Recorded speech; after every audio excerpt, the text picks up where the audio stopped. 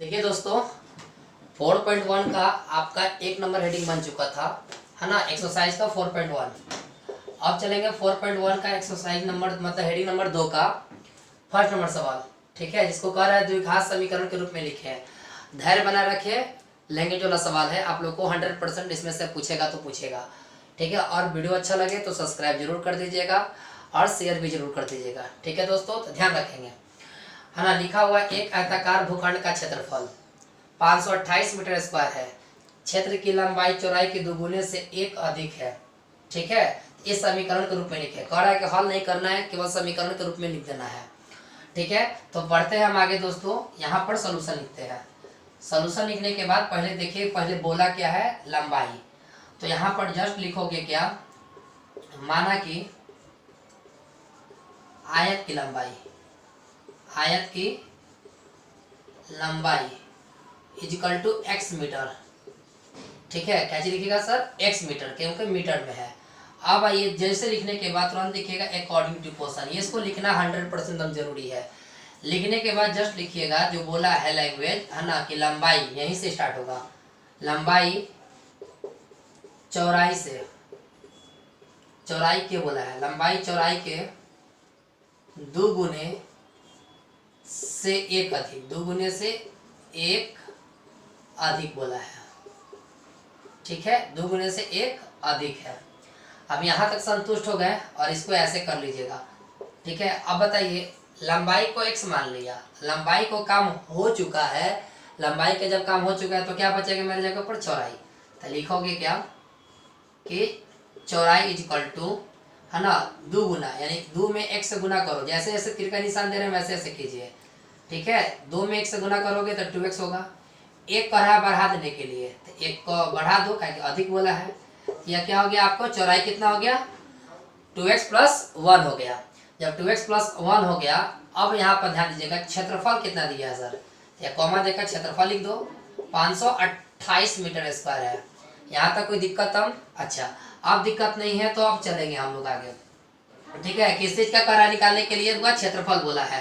तो लिखोगे यहाँ पर आयत का क्षेत्रफल। क्या लिखोगे, आयत का क्षेत्रफल लिखोगे। क्यों लिखेंगे आयत के क्षेत्रफल, क्या क्षेत्रफल बोला है, परिमाप बोलता तो परिमाप। ठीक है, तो आयत का क्षेत्रफल क्या होता है, लंबाई इंटू चौड़ाई होता है। सभी क्यों जानता है। अब बस देख देख कर बनाइए, देख देख कर बनाइएगा, आंसर आ जाएगा। अब क्षेत्रफल है, तो अब कहने का सॉल्यूशन से लेकर और यहाँ तक कहीं देखो तो क्षेत्रफल लिखा है। देखिए क्षेत्रफल है, खोजिए कहीं, तो क्षेत्रफल यहाँ पर 528 भर दीजिए। ठीक है, इजिकल टू एल का मान, यानी लंबाई खोजिए, लंबाई कहीं है, लंबाई को क्या माने हो, x माने हो, तो यहाँ x भरोगे, है ना, ब्रैकेट दे दो, गुना में ब्रैकेट हो जाएगा। चौड़ाई कितना है, देखिए चौड़ाई यहाँ पर है, तो 2x प्लस 1। यहाँ तक कोई दिक्कत दोस्तों, अच्छा अब दिक्कत नहीं होगा तो गुना कीजिए। गुना कीजिएगा दोस्तों, इससे गुना कीजिएगा तो 2x स्क्वायर होगा, फिर इससे मल्टीप्लाई कीजिएगा तो x होगा। x में 2 से गुना किया तो 2x स्क्वायर होगा, फिर x में 1 से तो x हो गया, प्लस में 528 है तो उस साइड जाएगा तो माइनस में 528 होगा, इक्वल टू 0। तो समीकरण के रूप में दोस्तों आ गया, दिया फाइनल आंसर हो गया। ठीक है दोस्तों, समझ में आएगा तो लाइक जरूर कर दीजिएगा। ठीक है, अगला देखेंगे दोस्तों। नेक्स्ट सोल्यूशन है कि दो क्रमागत धनात्मक पूर्णांकों का गुणनफल 306 है, तो समीकरण के रूप में लिखें। यह दोस्तों आप लोग को पूछा है ना, एनटीपीसी में। एनटीपीसी समझते हैं आप लोग का, एक रेलवे का नाम है। ठीक है, एनटीपीसी यानी रेलवे में पूछा हुआ सवाल है कि दो क्रमागत धनात्मक पूर्णांकों का गुणनफल 306 है, तो समीकरण के रूप में लिखें। आप देखिए यहाँ पर बोला है कि क्रमागत बोला और धनात्मक बोला है। क्रमागत मतलब होता है लगातार संख्या, क्रमागत मतलब क्या होता है, लगातार संख्या। ठीक है, लगातार संख्या होता है। तो यहाँ पर लिखेंगे क्या, माना कि दो क्रमागत धनात्मक पूर्णांक लगातार मतलब होता है, क्रमागत मतलब लगातार। तो पहला संख्या अगर x होगा तो दूसरा का संख्या x प्लस 1 लेना है। लगातार जब बोले यानी क्रमागत है, क्रमागत का मतलब होता है लगातार, तो पहले x प्लस 1, है ना। तो 1 क्यों लिया गया, 2 क्यों नहीं लिया गया है, क्योंकि लगातार में x प्लस 0 और 0 के बाद 1, यानी 0 नहीं लिखा जाता है। अरे भाई मेरे x प्लस 0 लिखो, x प्लस 1 लगातार हो गया, तो 0 नहीं लिखा जाता है। बढ़े आगे। अच्छा, अब गुणनफल कितना दिया है तो लिखेंगे अकॉर्डिंग टू क्वेश्चन। ठीक है, तो गुणनफल आप लोग का गुणनफल कितना दिया है, 306 दिया है। ठीक है, 306 मीटर दिया होगा, 306 मीटर भूल गए हैं, ठीक है ना, 306 मीटर दिया हुआ है। अब आगे बढ़ते हैं जो दोस्तों, ठीक है, पहला संख्या क्या है, x हो गया, दूसरा का क्या है सर, x प्लस 1 हो गया। क्या बोला है, गुणनफल यानी गुना का चिन्ह दीजिए, इक्वल टू 306। अब इसे मल्टीप्लाई कीजिएगा तो एक्स स्क्वायर, इसे मल्टीप्लाई कीजिएगा तो x होगा, प्लस में है तो माइनस में 306 इक्वल टू 0। क्लियर दोस्तों, समझ में आ गया होगा कि पहला संख्या x था, दूसरा का संख्या x प्लस 1 हो गया, x को उठाकर दोनों से मल्टीप्लाई कर दिए तो x square plus x, plus में है तो इधर रहेगा तो माइनस होगा, इक्वल में 0 हो गया। यह समीकरण के रूप में हो गया दोस्तों, तो ये फाइनल आंसर हो गया है ना। चलिए ये आप स्क्रीनशॉट ले लीजिए। देखिए दोस्तों, सवाल नंबर 3 देखते हैं, ठीक है, और वीडियो अच्छा लगे तो भैया शेयर करते रहे, ठीक है। देखिए वो कह रहा है कि रोहन की माँ उससे 26 वर्ष बड़ी है, ठीक है, उनकी आयु का गुणनफल अब से 3 वर्ष पश्चात 360 हो जाएगी, तो समीकरण के रूप में लिखे। तो जितना भी 4.1 है आपको समीकरण के रूप में है, बोर्ड पर ध्यान दीजिएगा जरूर, है ना। तो बोला क्या है, सबसे पहले वही डिनोट करेंगे। बोला क्या है, रोहन, तो तुरंत पकड़ो रोहन को। माना कि रोहन का वर्तमान उम्र बराबर x वर्ष लिखेंगे। क्या लिखेंगे, x वर्ष। अब आएंगे अकॉर्डिंग टू क्वेश्चन, तुरंत यहीं से पकड़ो। रोहन के बीच में कौन आ गया, रोहन की माँ। रोहन की माँ उससे 26 वर्ष बड़ी है, उससे 26 वर्ष बड़ी है। क्लियर, कहने का मतलब कि अगर रोहन 10 साल के बाद, तो माई कितना साल का हो जाएगी, 36 साल का हो जाएंगी। अगर सपोज डेट अगर रोहन का उम्र 10 वर्ष है, माँ 26 वर्ष बड़ी है, तब जब 26 वर्ष बड़ी है माँ उससे, तो जब 26 वर्ष बड़ी है तो रोहन 10 साल का है, तो माँ कितना साल की होगी, 36 साल की। तो उस तरह बड़ी होने के मतलब क्या है कि बड़ी है, तो यानी कि बड़ी होने के मतलब क्या कि यहाँ पर उसकी जो माँ है उसकी कितनी होगी, x प्लस 26 वर्ष बड़ी, यानी प्लस लगाएंगे। यहाँ तक तो कंफर्म हो गया। चलिए अब यहाँ तक कंफर्म होने के बाद अब आएंगे अगेन में। काहे अगेन में आएंगे जी, तो अब यहाँ पर देखिए कह रहा है कि गुणनफल अब से 3 वर्ष पश्चात 360 हो जाएगी। कह रहा है क्या कि गुणनफल है ना अब से, ठीक है, 3 वर्ष पश्चात 360 हो जाएगी, ठीक है, हो जाएगी। याद रखिएगा, जो जितना रिवीजन करेगा वही अच्छा नंबर ला पाएगा। रिवीजन नहीं करोगे तो रिजल्ट अच्छा नहीं आएगा, ध्यान रखिएगा, ठीक है। तो अपने माँ बाप को धोखा कम दीजिए। और इसको देखिए, जितना देर में गाना सुनोगे उतना देर में आप लोग रिवीजन अच्छा की तरह कर लोगे और वीडियो मेरा देख लोगे, ठीक है। यहाँ तक बढ़ते हैं, अब ध्यान रखेंगे। अब कह रहे हैं कि 3 वर्ष पश्चात, ध्यान रखेंगे, पहले क्या है, रोहन है, फिर क्या है, उसकी माँ है। तो रोहन कितना है भैया मेरे, x हो गया, माँ कितनी है उसकी, x प्लस 26 है। यहाँ तक कंफर्म। पश्चात का मतलब होता है प्लस होता है, क्या होता है, प्लस। तो रोहन अगर प्लस है तो ये भी तुम्हारा क्या होगा, प्लस, क्या कि काम तो दोनों में होगा। यानी कितना वर्ष, 3 वर्ष। तो अगर 3 वर्ष रोहन बड़ा हो गया तो ये तो 3 वर्ष होगा। यहाँ तक कंप्लीट। अगर रोहन 3 साल बड़ा हो रहा है तो उसकी माँ भी तो बड़ी होगी। यहाँ तक कंफर्म हो गया। अभी जस्ट समझाया था कि इसका अगर 10 होगा तो इसका कितना होगा, 36 हो जाएगा। अगर इसका 3 है तो इसका कितना हो जाएगा, 29 हो जाएगा।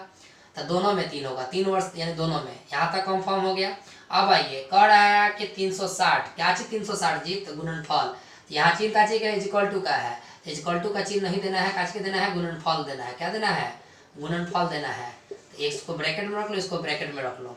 यहाँ तक कंफर्म हो गया। चलिए अब कितना देना है भैया, 360 देना है। तो x प्लस 3 उतार लीजिए, आप x प्लस 29 हो जाएगा। 29 कैसे हो गया, समझ सकते हो कि 26 3 29 होता है, इक्वल टू 360 होता है। ठीक है मेरे भाई, आगे देखेंगे। इसमें इससे गुना करेंगे तो मेरा x स्क्वायर होगा, x में 29 से गुना करोगे तो प्लस में 29x होगा, फिर इसे मल्टीप्लाई करोगे तो 3x होगा, फिर इसको मल्टीप्लाई करोगे तो 29 में 3 से गुना करोगे तो 87 होगा। कितना होगा, 87। यानी x दोनों घर में जाके माया मारेगा और 3 भी जाके दोनों घर में ले लिया। ठीक है, ये प्लस में है तो क्या चीज में आएगा, माइनस में 360। यहाँ तक कंफर्म हो गया। चलिए अब एक्स स्क्वायर आओगे प्लस 29 को 3 को जोड़िएगा तो कितना हो गया 32 को x हो गया। यहाँ तक कोई डाउट? चलिए डाउट नहीं होगा। अब इसको घटाइएगा सर तो 273 होगा। कितना होगा 360 में 87 273 इक्वल टू 0। तो इसको भी समीकरण के रूप में लिखना था दोस्तों। मेरा फाइनल आंसर ये भी आ गया। मिला सकते हैं दोस्तों, रिवीजन जरूर कीजिएगा, बार बार आपसे कर रहे हैं, ठीक है। इसके स्क्रीनशॉट ले लो।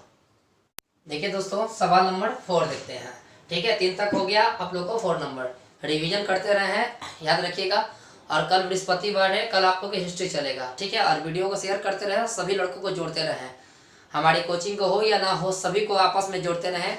आपसे रिक्वेस्ट यही है, ठीक है। रिक्वेस्ट आप लोग से कर रहे हैं तो कुछ इसको समझना चाहिए छोटू। तो कह रहा है क्या कि एक रेलगाड़ी 480 किलोमीटर की दूरी समान चाल से तय करती है, ठीक है। एक 480 किलोमीटर की चाल से एक समान चाल से समान तय करती है। यदि इसकी चाल 8 किलोमीटर प्रति घंटा कम होती है तो वह उसी दूरी को तय करने में 3 घंटा अधिक समय लेती है। तो समीकरण के रूप में लिखे, ठीक है दोस्तों। इस बात को समझिए, है ना। तो पहले बोला है क्या रेल, तो फिर लिखेंगे हम लोग यहाँ पर तुरंत जो बोलेगा वही सर। माना कि रेलगाड़ी की चाल बराबर x किलोमीटर प्रति घंटा। x किलोमीटर क्या लीजिएगा प्रति घंटा।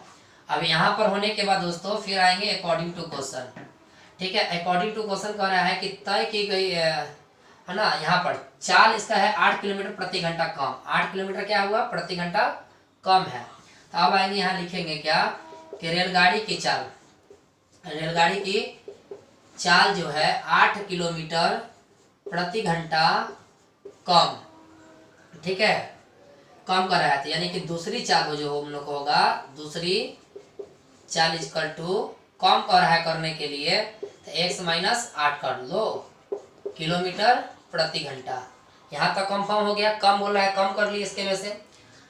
अब आते हैं कि कह रहा है कि उसी दूरी को तय करने में 3 घंटा अधिक समय लगता है। अच्छा अगेन आइए, अगेन लिखिएगा। तो कह रहा है कि तय करने में, है ना, तय करने में, है ना, उसी दूरी को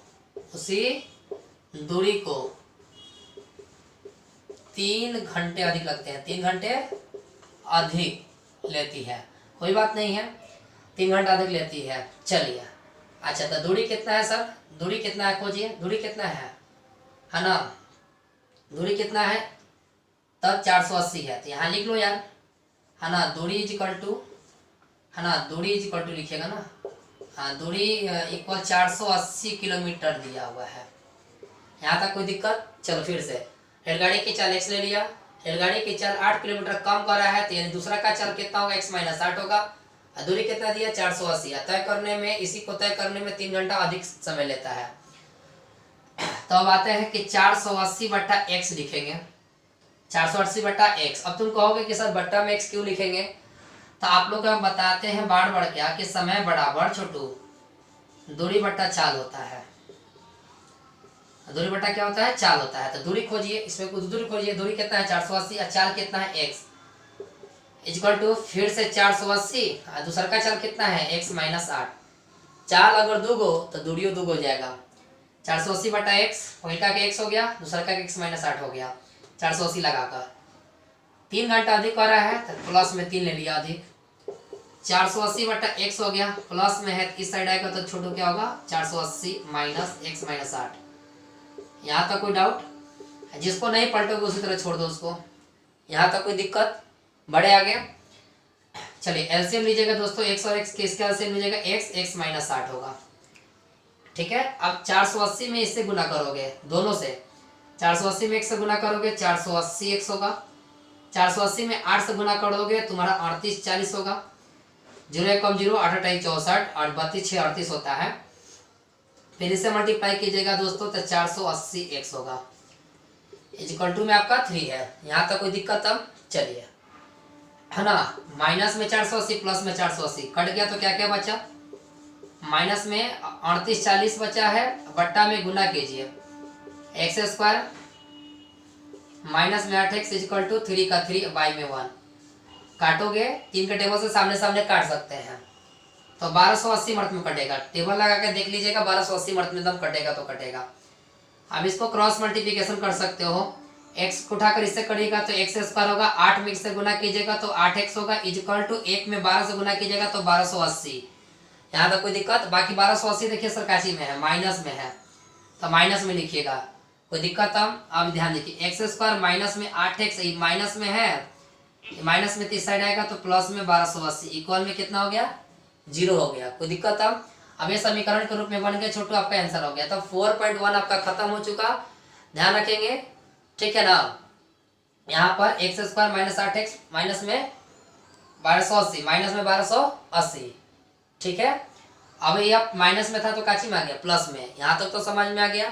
तो वीडियो को ज़्यादा शेयर करें, है ना। और आपसे रिक्वेस्ट है कि रिवीजन एकदम डेली का डेली आप लोग रिवीजन करें। जब हम पढ़ाने के लिए एकदम इच्छुक है तो आप पढ़िए सर, पढ़िए, ठीक है। स्क्रीनशॉट ले लीजिए।